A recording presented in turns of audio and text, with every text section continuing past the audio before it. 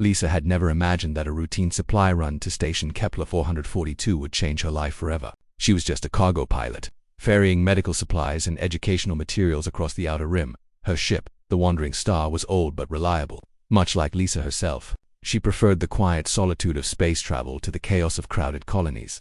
The distress signal came through on a forgotten emergency channel, crackling with interference. Most pilots would have ignored it. Outdated frequencies were usually just cosmic noise. But Lisa had always been curious, perhaps too curious for her own good. She altered her course, following the signal to its source, a small, damaged shuttle drifting near an asteroid field. When she docked and entered the shuttle, Lisa's breath caught in her throat. Inside were 17 alien children, their bioluminescent skin flickering weakly in the dim emergency lighting. They were Zeltharians, a species she'd only read about in planetary databases. Their large, opalescent eyes stared at her with a mixture of fear and hope. Please, croaked a translation device held by the eldest child, who couldn't have been more than 10 in human years. Teacher sick. We lost. Need help. In the corner, an adult Zeltharian lay unconscious, their breathing shallow. The children's teacher had piloted them away from their school ship during what appeared to be a catastrophic malfunction, but the escape had taken its toll. The shuttle's life support was failing, and they had perhaps an hour of breathable atmosphere remaining. Lisa didn't hesitate. She began transferring the children to her ship, one by one, wrapping the smallest ones in thermal blankets from her emergency kit. The Zeltharian anatomy was different from human, but she managed to stabilize their teacher using her basic medical training and the supplies she carried. It took 3 trips to get everyone safely aboard the Wandering Star, and by the time she finished, her muscles ached and sweat dripped down her face. You're safe now, she told them. Though she wasn't sure how much they understood, the children huddled together in her cargo bay, their skin slowly brightening from deep purple to a healthier turquoise. What Lisa didn't know was that the children weren't just any Zeltharian students. They were the offspring of the Sector Council, the governing body that maintained peace among 47 different species, and their school ship had been attacked by raiders who'd targeted them specifically for ransom.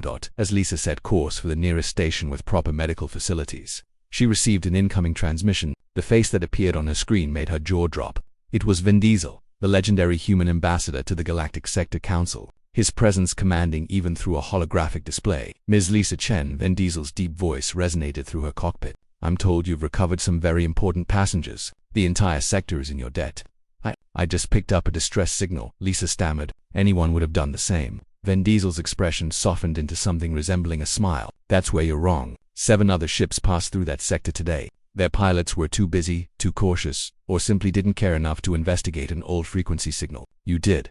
Within hours, Lisa's ship was escorted by a fleet of Sector Council vessels. News of the rescue spread like wildfire across the communication networks. By the time she docked at station Kepler 442, thousands had gathered, humans, Zeltharians, and dozens of other species she couldn't identify. The children's parents, high-ranking council members, rushed forward the moment the airlock opened. There were tears, embraces, and sounds of relief in languages Lisa couldn't comprehend. The Zeltharian teacher, now conscious and recovering, placed their 3-fingered hand on Lisa's shoulder and spoke through their translator. You gave them hope when they had none. You are Kisetha guardian spirit. The ceremony that followed was overwhelming. Vin Diesel himself presented her with the Stellar Cross of Valor, the highest civilian honor in the sector. Cameras from 100 news networks captured the moment. Lisa, still wearing her stained cargo pilot's jumpsuit, stood awkwardly on a stage designed for dignitaries. This woman represents the best of humanity, Vin Diesel announced to the assembly. She asked for nothing, expected nothing, and risked everything. In saving these children, she has reminded us all why we formed this council, to protect those who cannot protect themselves.